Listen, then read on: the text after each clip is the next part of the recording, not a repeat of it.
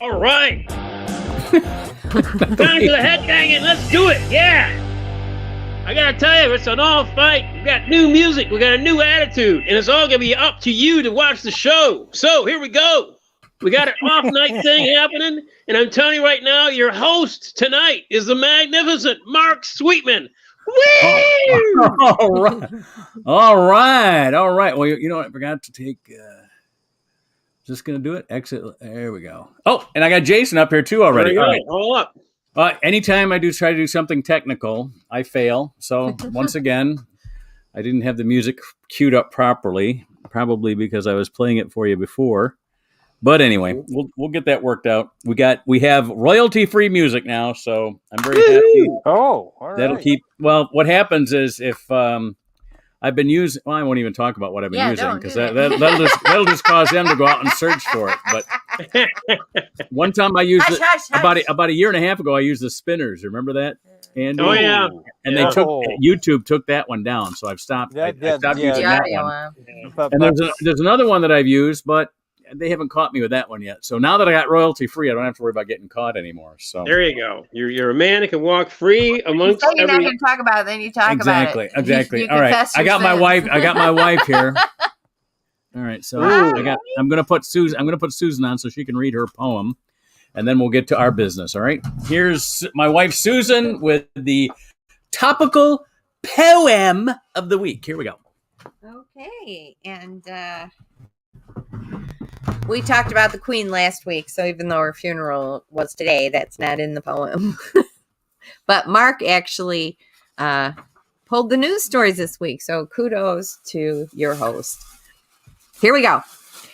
Roger Federer retired from competitive tennis. Hurricane Fiona has become a bad menace. Governor Abbott of Texas sent bus loads to D.C., moved immigrants to Washington and the home of our VP. Florida's DeSantis also did the same. Martha's Vineyard received them. Our country's insane. Ukraine recaptured over 3,000 square miles. Railroad strike has halted, but union doesn't have smiles. American history in German. Will it sound absurd? A version of Hamilton opens soon in Hamburg. Is that it? You're done? That's it. I don't hear anybody. I hope my poem was live. I gotta put them on. I gotta put them back on. Go ahead. See, that's why we need. You need a when we had Seth as our technical director, we were able to. What are you eating? It's a salami sandwich. Salami. I think that's the hard salami podcast host. Open salami. There we go. There you go. So, all right. So, Sam's not here, so we don't have to worry about our discussions going off in about 8,000 different directions. We can stay on task here. We still have Jason. Jason's here. Well, let's take these in the order. Roger Federer retired. 8 Wimbledons, 22 other Grand Slams, probably a record that'll never be beaten. Yeah. I mean, obviously, Serena Williams has equal amounts of wins in the women's, but I don't know if you guys follow tennis or not. That's a pretty significant accomplishment. And I guess the happiest guy has to be Nadal, Rafael Nadal, who's the guy he beat in most of those finals. That's the guy that we've been talking about if maybe this time he'll finally win one. So exactly now. Thanks for retiring when I'm 39. Well, thank you very much. I haven't followed tennis since I had the Ili Nastasi layout in Playgirl, but that was quite some time ago now. Although may I say a memorable spread, if we can. Exactly. Well, I haven't followed beer smugglers of Coors since Burt Reynolds. Since Burt Reynolds. Well. Yeah, you did make mention that you started in comedy back in the 70s, so it's kind of a retro sort of feel to the whole affair here. That's true. So the first time I ever got on stage was and you talk about before we went live, we were talking with Jason about how he's doing a show at the Old Miami. Mm-hmm. And about 3 blocks north of there is where I made my first on-stage appearance ever. It was at the Cobb's Corner It was between Ron English, and Lyman Woodard. Oh, Lyman, wow, that's a name. Yeah, those were the two performers that night, and they were doing a half-hour break between, and I was down there with some buddies, and we were all drunk, and they said, "Hey, why don't you get up on stage and tell your jokes?" And they went and talked to the guy. He says, "Yeah, this guy does comedy. You should put him up there while these guys are changing the sets." And that was my first time on stage. Nice. And it was October 30th, 1977. It was Devil's Night, right? October 30th. Yeah. So the city now this is back in the 70s when the city still burned on Devil's Night, right? God. So there's smoke. You could smell smoke all over the place. And in addition to the smoke, there were like Yodas, Obi-Wans, Darth Vaders, Luke Skywalkers, all walking, Han Solo, Princess Leia, all of them walking around the city in their costumes because the Cast Quarter bars that night were celebrating Star Wars. God, I just thought that was it was a scene that can only be recreated in the films. It's just sort of like Hollywood with more strong-armed robbery. Yeah. I remember the Cast Quarter from back then. I mean, it was it was an interesting place to visit. It managed to make a wrong turn a couple times up and down that road. And, what's great about it, and I didn't appreciate it back then, but I was always afraid to go into these places because they were always getting busted for prostitution because all the hookers hung out there. Yeah. But all the old time jazz, rock, and rhythm and blues musicians. I mean, we're talking about guys that played with Cab Calloway and and Count Basie and stuff. They all played down there in these bars.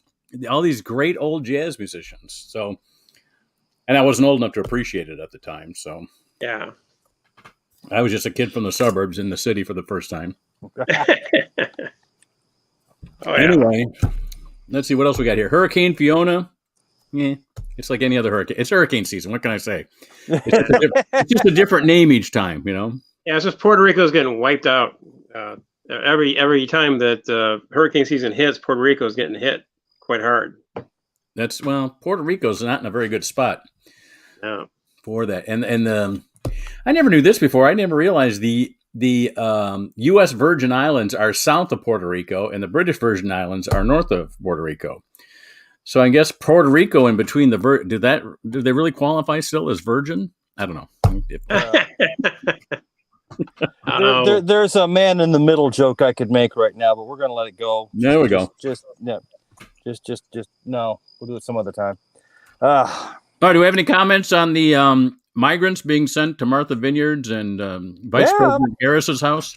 I mean, can you imagine being sent to Martha's Vineyard after Labor Day? I mean, after the season's over, it's like being homeless and being forced to wear last year's fashion. It's pretty much just seeing the other people, the seasoned workers. I thought, the other seasoned workers are there. I tell you, just kind of joined right in.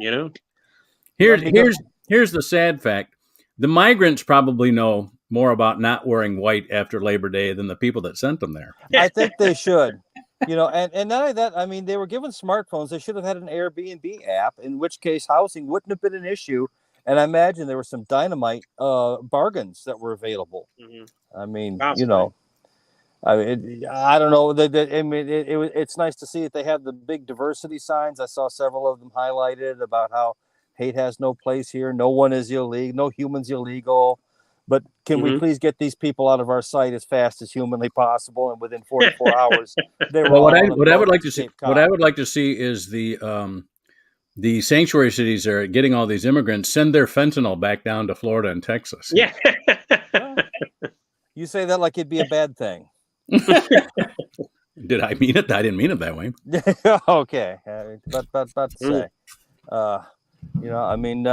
frankly, I would love to see a whole bunch of the immigrants put right here in the middle of Burns Park, maybe up there in Ives Woods. Andy, you're familiar with Ives Wood. It's our own little version of Grosse Pointe, nestled here in Ann Arbor. Just a little sliver of insufferable rich people. I say that more the merrier because the cherry picking and all the harvest is happening right now. Oh, that's right. Why didn't they tell them to send them to Michigan? We got cherries. We need cherries and apples. Cherries and apples need to be picked. Potatoes, all that stuff's happening. We need them. And it's beet season. It's freaking beet season. We got to get our sugar, man. Pioneer needs them. That cider doesn't bottle itself. You bet. Only a fat kid from Howell would know about beet season. And Hey, when I was in Howell, I was very thin, my friend. I was as people would say, I was a god. Okay, there we go. Well, as most people were in Howell due to the malnutrition and the methamphetamine. I remember that. I remember that thin Andy. He had that sort of that mischievous smile with a twinkle in his eye. He looked like you do. In fact, you looked a little bit like William Shatner back in the. There we go. Yeah. I'll be a William Shatner again. That impression was quite believable. Actually, your Shatner as Bourdain was amazing last night. I really thought you. Good. I thought you were brilliant, actually. Well, very good. I'm glad. I'm glad it worked because I was. You keep saying I'm good at improv, Mark, and I tried, and it's just sort of like, okay, you know. No, you got the intro just right, though. I mean, with with Anthony's, sort of the way he would laconically introduce one of his shows, and and again throwing in the Shatner-esque overtones. I thought very nice. Did a great job. Would you call it the Shatner-esque overtones? Shatner-esque overtones, right? Yeah. Well, good. Which sounds like a terrible EDM outfit, really. I mean, you play Shatner-esque overtones. They're using a 1950s, sort of drum kit. Everyone's wearing a fez and playing theremins. Sort of. Yeah, it was. Let's see, who was the guy who does Stewie, the Stewie character. Seth MacFarlane. Yeah, MacFarlane. I saw him. I saw him being interviewed. He does a brilliant Kermit the Frog. And oh, really? Yeah, he did. He did a brilliant Kermit the Frog. Charlize Theron was there. There was some place in Britain, and he did the scene, the quote from what's it like? You may not know I am, but I have a special set of skills that make me, the danger to you and some of the people like you, and those skills are very, very good, So he just it was a much better one than I did, but he did it perfectly, and it was hysterical. Wow. Yeah, he's good. Did you ever see his show Orville? Oh yeah, I've never seen the Orville. That's a great Orville's good. Orville's good. It's supposed to be a satire of Star Trek, but it actually has become its own version of Star Trek. Of Star Trek, yeah. So yeah. All right, let's see. Go on here. Ukraine has recaptured 3,000 square miles. Fantastic. We've been able to speed run World War I. Isn't that lovely? Yeah. Yeah. We can get those trench lines to move backwards and forwards and kill every living thing in its way. Yeah. Well, I always kind of what's the Dumbass season? It's like, who wants to have the Dumbass area? What is that? The dumbass. I think it's pronounced dumbass area. Who wants to be in the dumbass area? That's all I want to know. Given that's where most of the oil is, just about everyone. That's what they want. Well, there you go. There you go. Okay. And I'm thinking the Russian military might does not seem to have the sting that we thought it would when we feared going to war with them all those Cold War years ago. Well, again, the efficacy of using weapons that bought from the Acme company with Wile E. Coyote as your demonstration and instructor, it's hurt them. But by the same token, don't underestimate the Russians. I mean, they didn't prevail in Afghanistan, as we didn't either. But how many corpses did they leave in their wake? Yeah. But my point being is that there's a lot of people who really got no dog in this fight. Really, they're just folks trying to live in their little Brezhnev era block apartment buildings that are being shelled and shot at and burned. They don't have any call in this. I mean, one way or the other. It's causing a major problem. It's one of the largest exporters of grain, feed grain, the grain that you feed livestock with, as well as fertilizers. And the sanctions that we put on Russia have meant absolutely nothing. The ruble is worth more now than it ever has. Russia's just moving its natural gas and its oil through both China and India. We didn't stop that. It's just going out. Instead of going out the front door, it goes out the back. I know about going out the back door. Too and often. going in. Yeah, Yeah, I'm not- I especially with again, gas. Was the smackdown of Putin by India's prime minister? Was that for show then? Probably because do you know who India buys most of their weapons from now? And the answer is Russia. There's a huge there's a huge weapons deal on the table that India is buying a very large package, and India is going to continue to do that because India feels pressure from China on a regular basis. India is a nuclear power now because they lost a war in 1961 to China, and at that point they decided they were going to build a nuclear bomb, which they detonated their first one in the early 70s in the Smiling Buddha test, and then they demonstrated 4 or 5 more in 1997. And they are a country that now fields 2 nuclear submarines with nuclear tipped missiles. So we can laugh all we want. We should not underestimate them. And we shouldn't forget this is a very volatile part of the world. And maybe, just maybe, it's a good idea to find a way to bring this fucking war to an end. Crazy right-wing rhetoric. I know. I'm the warmonger. I'm the monster. That's what we're trying to do. Bring it to an end. Yeah, that'd be I think the best way to approach this. Yeah. All right. I mean, I know Putin's a monster, but sometimes you got to deal with monsters. Well, we averted a railroad strike. Kill those monsters with their own people. Yeah. So there you go. We averted a railroad strike in this country, which begs the question: when have we had a railroad strike? What to say, was this 1957 all over again? As soon as they said that we averted a railway strike, I think, are they averting a railway strike? Are they thinking about railway strike in honor of the Queen's 70 years? I'm about to say the Russians are rampaging in the Ukraine. There's a railroad strike. Eisenhower has risen from the grave. There's a talking car on a hit show. There's a talking car on a hit show. My nephew has just seen for the first time the original Invasion of the Body Snatchers, and was absolutely wild. Yeah, he was wild by it. He thought it was that's a good one. That's when they were making them right. Yeah, I mean that which again was like the thinly veiled Red Scare sort of film. I knew that because I didn't see it until the 70s when I was in film school. So, well, I remember it well. I remember it from the 60s because I used to be one of those little kids sitting in front of the TV on Saturday afternoon during whatever horror movie was rolling, on Channel 50 or. You remember Channel 50, Mark? I think we all got to remember Channel 50. Channel 50. 9. Yeah. Well, I tell you what, though, I was like 9 before we had UHF. Oh, before you got the Kaiser Broadcasting System. Exactly. Yeah. Because for us, the channel with all the reruns before I was 9 was Channel 9 from Windsor. Yes. We'd have Channel 9 from Windsor, and that played all the reruns. But for those of us that Friendly Giant.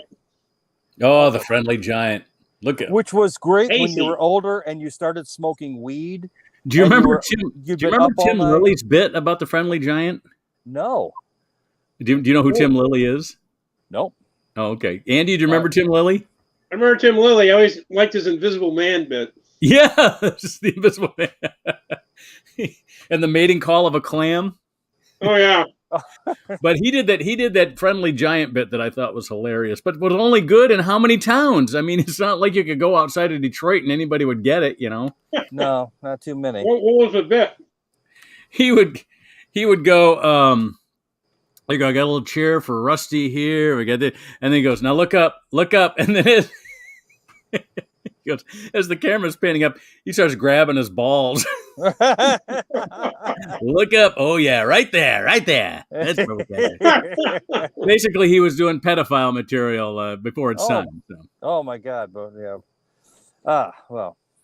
I'm sure the Friendly Giant. If the Friendly Giant had still been around at that time, you probably would have sued him. But. Well.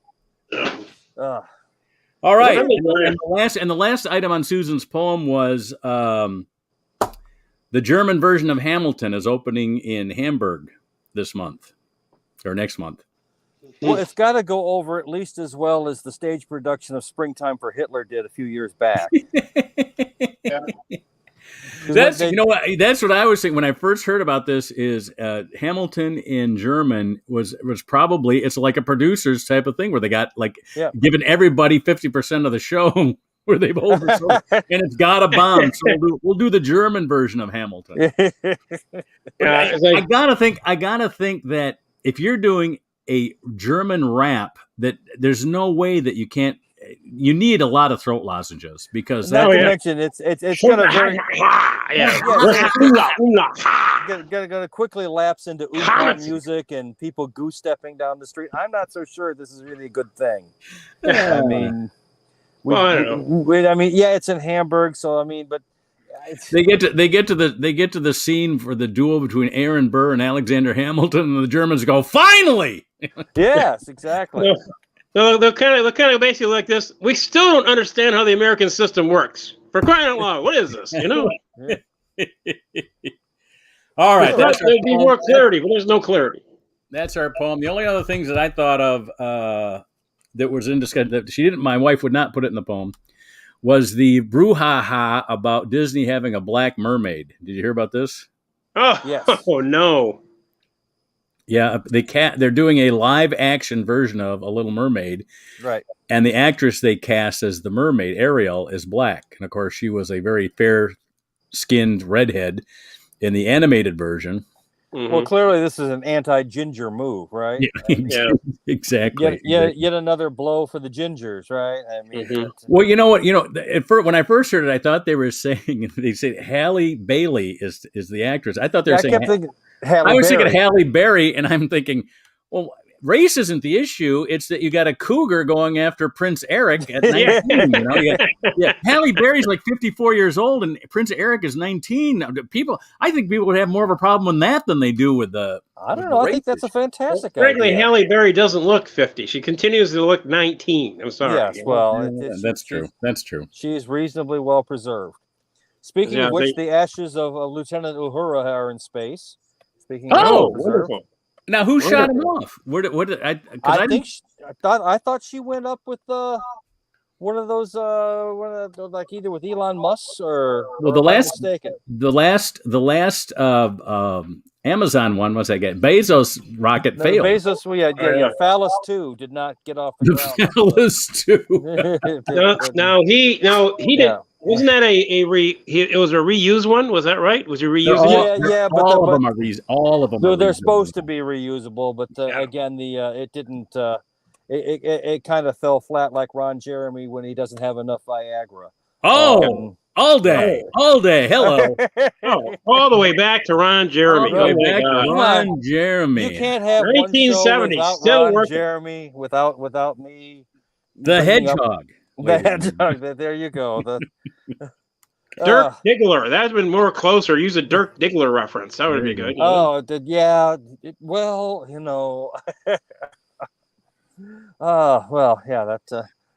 Well, Mark did suggest, I think, a couple weeks ago we'd have an all porn. No, that was Sam's idea, and I said he thought that would be maybe a little much, maybe a little over the top. I'm trying to figure out what I'm just. The reason I said no to it immediately is I'm trying to just imagine what a 73-year-old Jew's idea of porn is.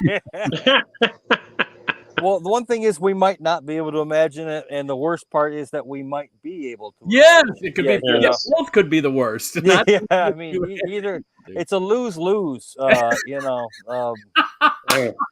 of. But I mean, do you remember actually seeing some of those movies from back then? They actually had. Are you kidding? I still have them. Are you? What do you mean? Do I still? Do I remember them? No, I remember. They actually had plots, but it was sort of like the names were all.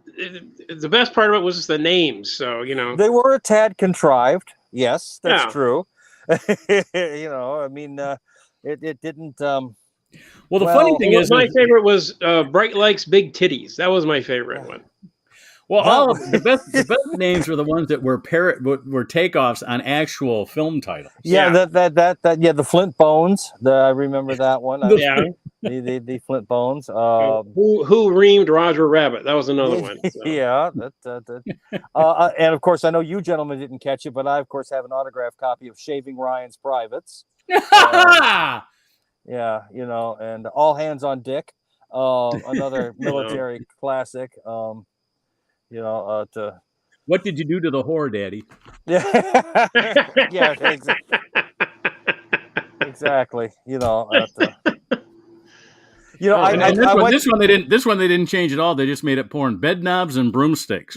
There you go. Didn't change the title, just turn it into a porn. We've taken a very disturbing turn. Very, very disturbing. But, that we all know all of that. I mean, that no one's surprised that I know this, but you gentlemen, I'm surprised, are able to chip in with the breadth and depth of your knowledge. I'm making them up. I didn't know. I'm making them up. I didn't know those were actual films. I worked at the Video Watch store. At the Video Watch store, so there's always that little room with the shade, the curtain. I used to love the room of shame because the room of shame over there. The curtain of beads. Because back then, the curtain of beads. Oh my God! Curtain of beads. Kids, get out of there. That's not your get out of there, kids. Yeah, the curtain of beads. That's like, but to me, what's fascinating is every week or every day, people would come and they grab the exact same porno. Yeah. Well, that's why you had to buy a second VCR. You know, that's what you get. And again, you know, the neat thing was that I was in my mid to late 20s and I was a coke-addled drug freak at the time. So it was always, you know, I had no inhibitions whatsoever about because most middle-aged dudes would try and quietly sneak in, and that's when the door would like creak wildly. Whereas I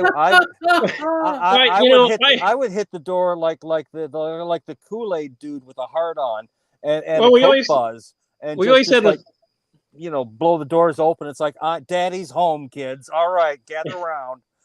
we always had the father trying to sneak the in between Pinocchio and the Little Mermaid, one little tape of Mrs. Fields goes to war or something like that. Which again, I know we've covered this, but Woody Allen brilliantly lampooned in Bananas with how much for this copy of Orgasm.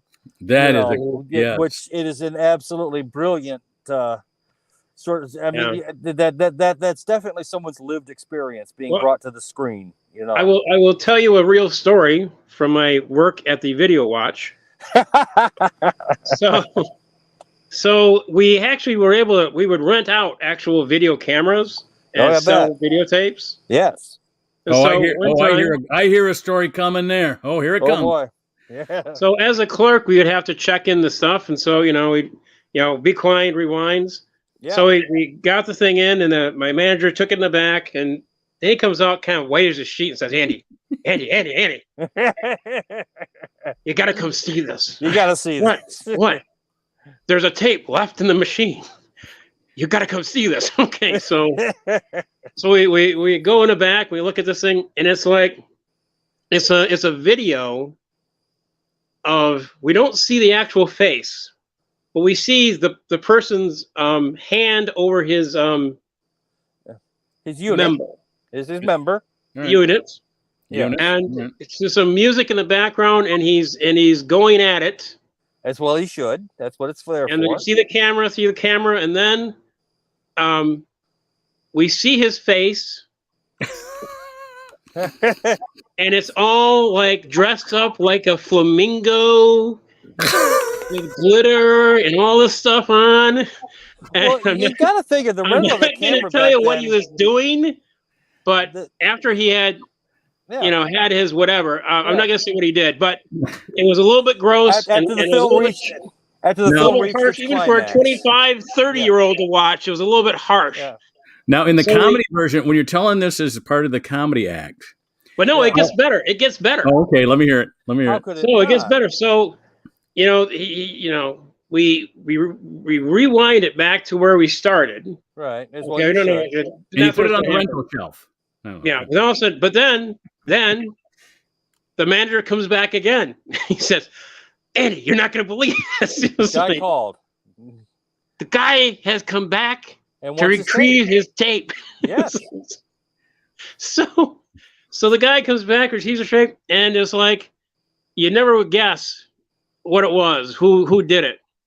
So it's like a guy dressed in a flannel shirt, jeans, right, big boots on, cap, and basically he was just driving off into a pickup truck with a little rust on the side. That was That was the escape guy that we saw. So So basically anybody from Washtenaw County is what you're saying. pretty much, yeah. For me, I'd call that, you know, in the park home run on a Friday night. I mean, you know, winner. Right. So here's how the story goes for comedy, right? Okay. First of all, we shorten up the whole thing because I think people get the idea of you got called back. We saw it, and so you see, and you can do the stuff about he's dressed as a flamingo and he's got the glitter and everything, and that even helps the joke because now you can't see his face. Right. And because you couldn't see his face, every time he came in to rent something, you didn't recognize him until he gave you his money, and then you recognized his hand. I recognized his ring. I didn't know he was a Mason, for God's sake. That's a good one. Okay. That's a good one. Yeah. We'll work that in. We'll tighten that up and put it in the act. Okay. All right. But to say, and we all remember. And Andy, all of your best stuff is your true stories. Yeah. The truck driving, all the okay. The stuff about we got to do more material about driving the woman from Qatar around. Okay. All right. I mean, that's just really good stuff, and it comes across as genuine. And keep doing the impersonations and stuff like that, just for kicks and giggles. But kicks and giggles. Those stories are your best. All right. I'll keep adding. Do you guys remember Reese Leonard? He was at the Unclub in the old days. Yeah. Yes. Yeah. That story he did about Joe at Kevin's funeral. Oh my God. Oh my God. Oh my God. Yeah. Yes. Yeah. That is one of my favorites. Yes. And the thing is, we had just heard that story when Joe got up at Chili Chalice's funeral. And I'm grabbing onto my wife, like afraid that he's going to do the same thing at Chili's funeral. My wife goes, "What's wrong with you?" I go, "Joe's getting up to say something." He goes, "Yeah, well, he knew Chili." I go, "No, he's got a reputation at funerals." Where is Reese these days? I haven't. I think he moved to Chicago. I think he's. I remember that. Okay. I think he's making a living of it. Yeah, I don't know. Fantastic. I think that's the next stop for most Detroit comics is Chicago, and then they either pick New York or LA, depending on what you want to go into. Do you want to go into theater, or do you want to go into movies? Some people just skip the acting part and go right into movies. Yeah. Well, here's the thing about acting in movies as opposed to acting on stage. Nobody can on stage go, "Cut. All right, let's do that again." In movies, you can make a mistake and repair it right away. Exactly. In theater, that can't happen. So the real actors, I think, are in New York. So. Oh yeah. Well, and also in theater, you also have to understand how to get the pitch just right because, again, when you're doing it in front of a camera, you have to really bring that down. On an almost a couple of magnitudes, because if not, it just Zero Mostel was a good example of someone who didn't know how to. He didn't have a dimmer switch. He was. You gotta understand, he was perfect for the producers. Yeah. Yes, but the other one was Ethel Merman. Do you ever see Ethel Merman in films? Oh my God! Yes. She even talked like that. Her disco album is an absolute treasure of the late 1970s. Oh, I got to get that. Is it it's on YouTube, surprisingly enough, for free. Who knew? Got to check that out. But her version of "I've Got Rhythm" with a disco beat in the background is just, again, you can almost see Andy Warhol and other members of the factory at Studio 54 bouncing along to Ethel Merman. Ethel Merman. Yeah, doing disco. I got rhythm. Yes. Yeah, it's again, it's another, of course, one of my favorites from back in the day was Mrs. Miller. If you remember Mrs. Miller, she used to do her interpretation of contemporary hits like Downtown. Yes, and she'd do it in the sort of over the top sort of classical. Now, is it true that she got basically national recognition from being in Carson's audience all the time, and he finally called? I don't know if that was the same Mrs. Miller or not, but I do know the other Mrs. Miller, the one Mrs. Miller that I'm referencing. Again, she just sort of made the sort of like Stan Freberg kind of novelty songs by lampooning standards of the day, right? By having her sing them in this very serious, over the top mezzo soprano style. Mhm. You know, There's an old Carson clip of a night when he was going to have somebody who was a pianist. And Right. it wouldn't have been a popular artist. It would have been somebody who was classically trained, and Right. Mhm. But I mean, the people back in the early '70s would have known who this was. Right. I think it was just after he moved to Los Angeles. So it's been like 73, 74. And this artist doesn't show up, or he calls in sick or something like that. So he says, "Well, we got the piano rented." So he goes, "Does anybody know this particular tune?" Which was one of the Right. this artist was not going to play that night, but he was known for it. So he figured, I'll have his best known tune. And so he calls two people out of the audience, and one lady, she was like a piano teacher. She did Right. okay, and he says, you got to be able to do this without music. So these two people volunteer, but this one guy, it made his career. I mean, he ended up on now that it's on YouTube, he puts this on his YouTube page with a bunch of his other stuff that he's done. I can't think of his name. I just happened to run across it looking at some old Carson clips, but I thought that, well, what a break you got. Just being in the audience the night this guy doesn't show up, Yeah, there was a drummer like that for The Who back in '74 when they were touring Quadrophenia, and Keith Moon had too much horse tranquilizer. Who knew? Yeah. And he passed out behind the drum kit, and they auditioned drummers out of the audience for 20 minutes, picked a guy, and then proceeded to play Who songs with a guest drummer. That's for about amazing. an hour and a half. They weren't about to pay the money back to the promoter for the. I mean. The Who are renowned for a lot of things, but not for giving money back. That's for damn sure. But speaking of Carson, if you go back and look at one of the greatest drum duels of all time, are you talking about Buddy Rich, Ed Shaughnessy, and Buddy Rich? Oh, okay. Ed Shaughnessy was the drummer for Carson's band. I remember that. And the two of them have this fantastic drum duel that is absolutely amazing. Well, Buddy Rich made those famous with Gene Krupa. He and Gene Krupa do those drum offs. Yeah. Oh yeah. And I got to tell you, Buddy Rich was doing stuff that I don't think I've ever seen another drummer be able to pull off. You can see why he, died at 51, 52, Mm-hmm. much to everyone's delight. But he was. You've heard the old joke of the guy who keeps calling Buddy's wife. Yes, I just want to hear Buddy's dead. I just wanted to hear it one more time. I just wanted to keep it. Yeah, he was. Apparently, he was not a good boss. Is what I. He was not a particularly nice guy. No, but, I think as a musician, what are you going to say? I mean. I think it was Elaine Boozler that you told me stories about, working with him, and it was, she had a hard time with him just because she was female. He did not think women were funny, Yeah. And so she I guess she only worked with him a couple of times, only because of a booking agent. Right.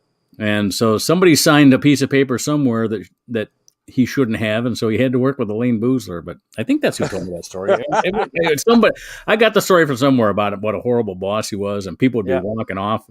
He'd be hiring new people from the town he was in all the time because he'd have people to go, hey, I'll work with Buddy Rich. Where are you going to be next? Pittsburgh? So they drive to Pittsburgh. They get there. He would rail them. He would just, run them. Oh, yeah. That was one of the first uses of the internet were clips of Buddy Rich chewing his band out. I mean, that was one of the early clips of the internet when you weren't watching gore porn. You could at least, pick up some of the other, important little artifacts of history. One of the other worst pairings as back in the day. I don't know if you guys ever heard of Klaus Nomi, but Klaus Nomi, who was this sort of weird German alto soprano who used to do, again, classical versions of contemporary hits. They had him opening for Twisted Sister in a bar in New Jersey. It didn't go well for Klaus.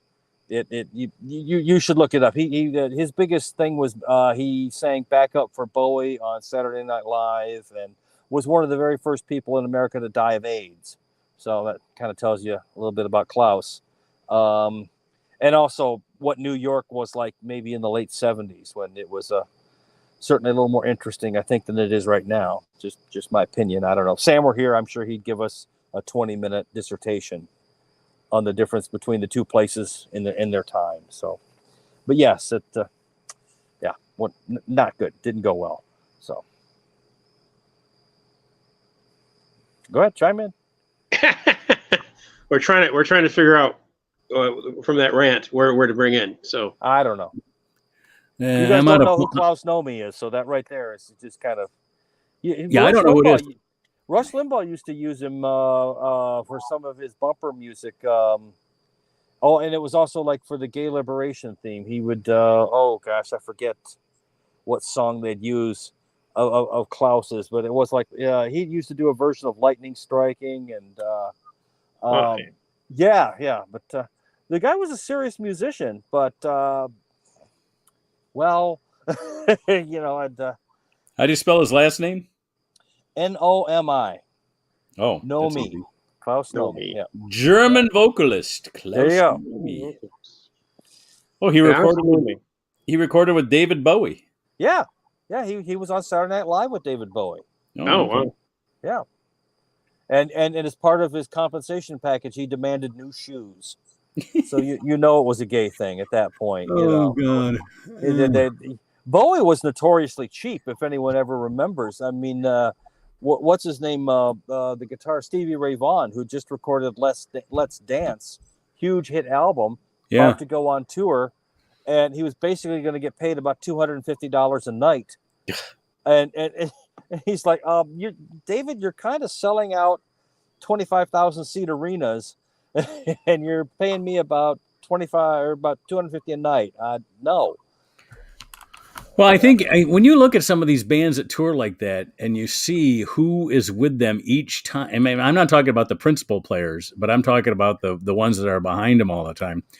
And then a lot of them will just pick up a drummer or a rhythm guitarist at each town. But if you're someone like David Bowie, you've got a top-notch. Well, one thing I heard another comedian, Mark, I'm sure you can speak to this. He says what it was like when he saw the headliner get a 6-figure check, and he'd been the middle guy, and he's getting a check for like $800.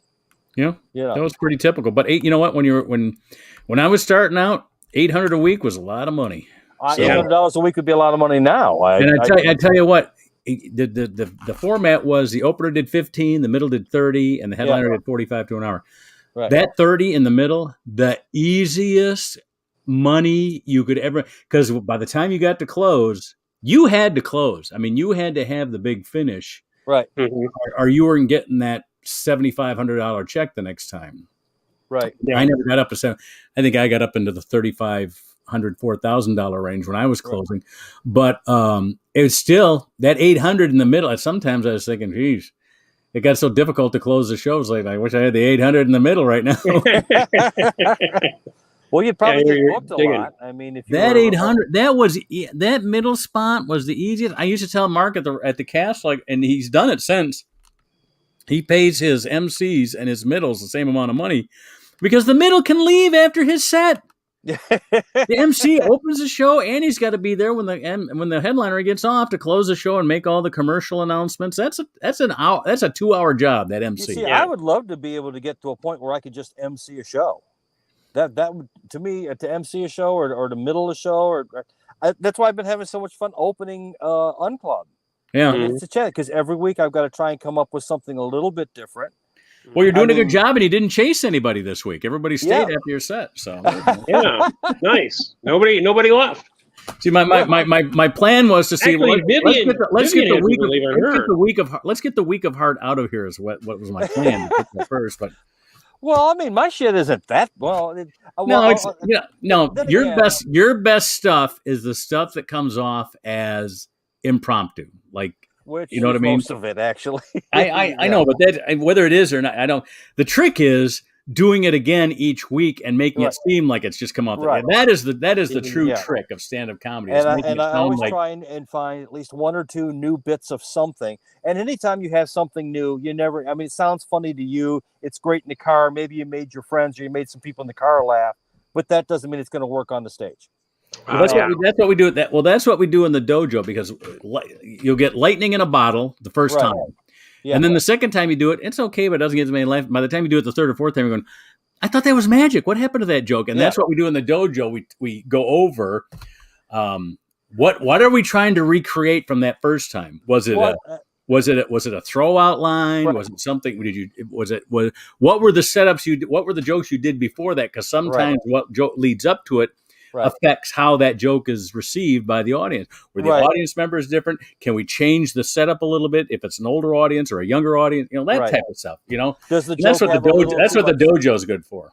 Does the joke have a little too much fat in it? Do we need to trim it down just to get the beats just right?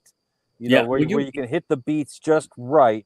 I've been doing jokes about I'm a juggalo for a long time. Now that I'm able to sort of incorporate it into another routine, it actually works. Whereas before I've used it and like I said, it hit. Other times it wouldn't. People would just be confused. Now I've got sort of a way of connecting it to another routine, and it fits together, and it works pretty nicely now, and I like that. I've never thrown out a joke. I had a joke when I first started. I said, we live on a corner that's got an incline. I said, and every winter, man, I'll be watching my favorite TV show, and then all of a sudden I hear outside these cars getting stuck. I hate that because I have to get up, walk over, turn up the TV.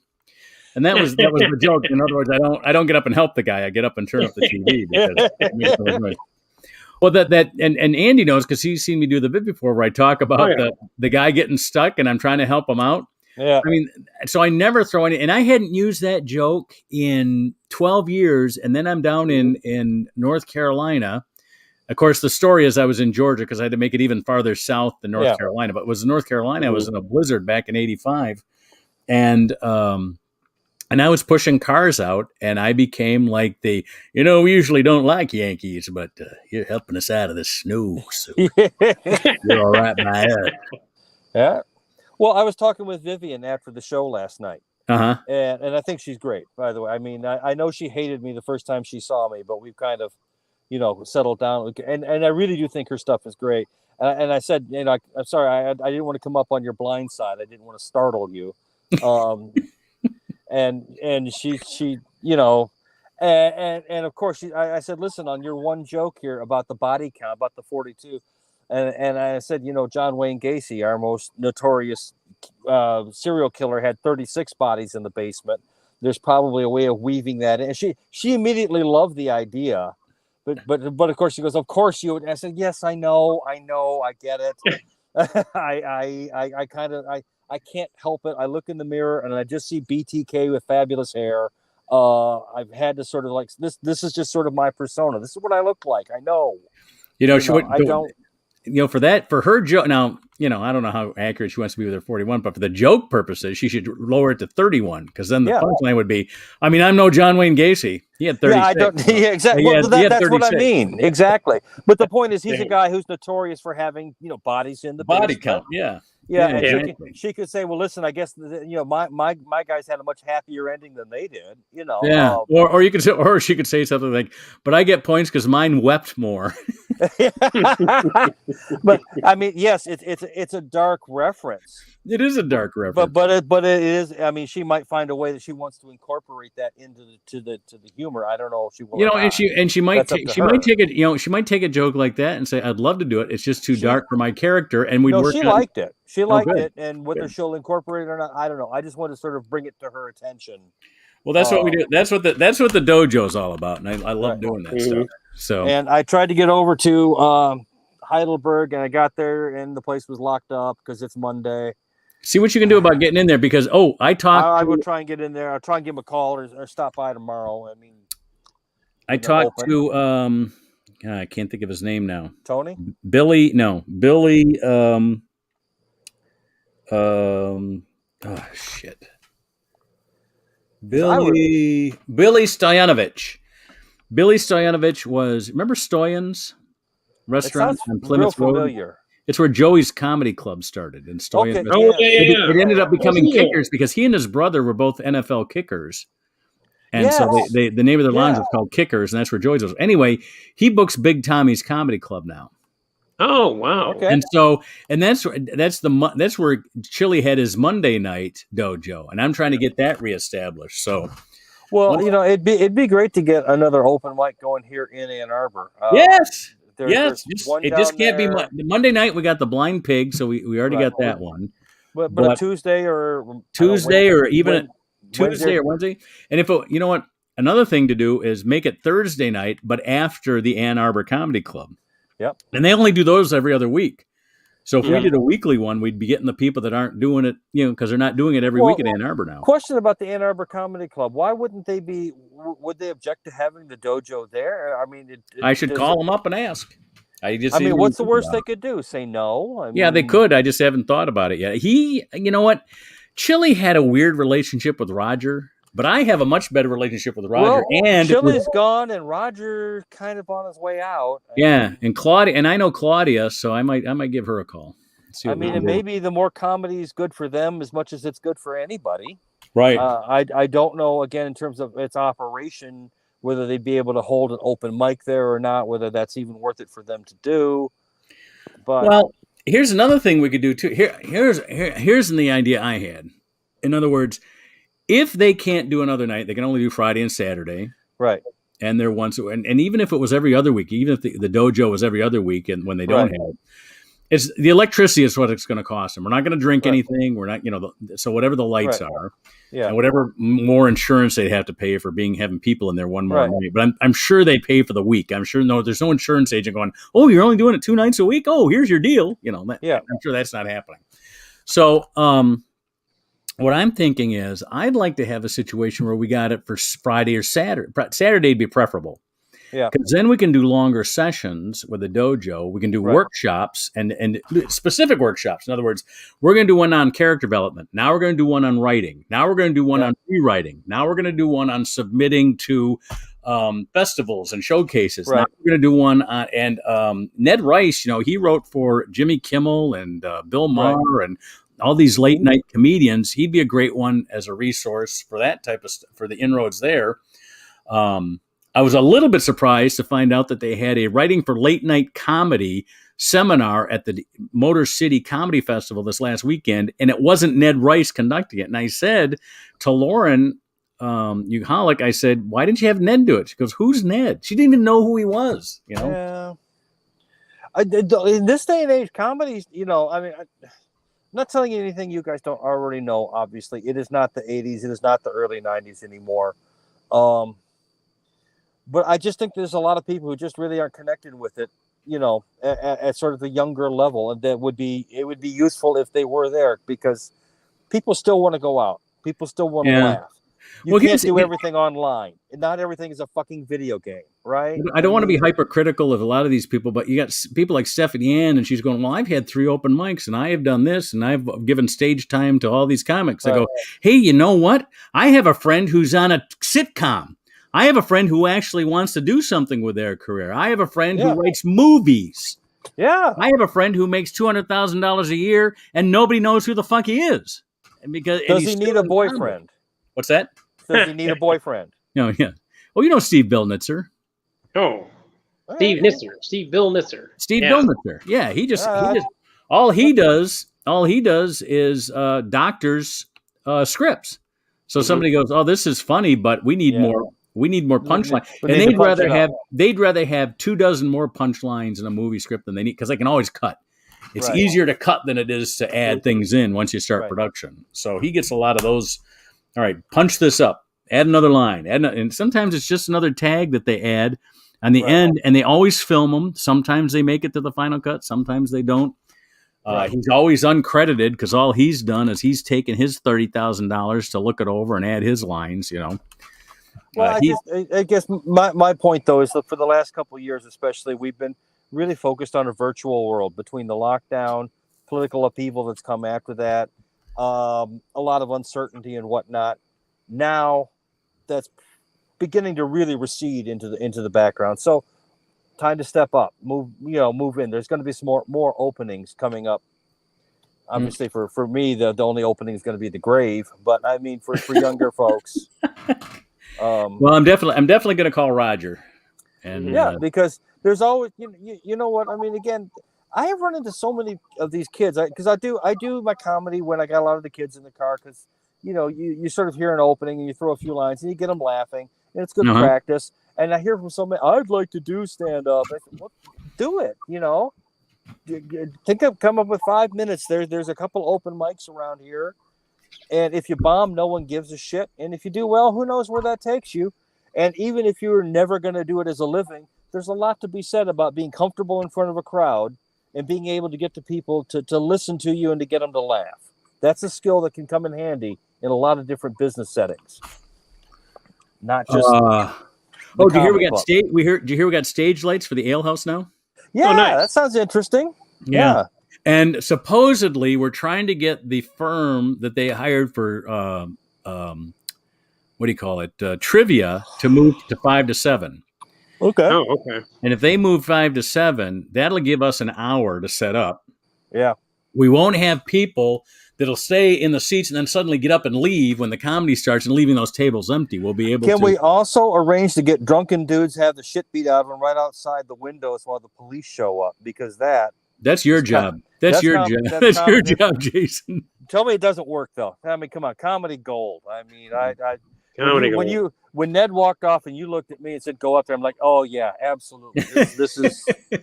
This is what I was born to do." I mean, this and substitute as a shirtless lawn Buddha for people who have low taste.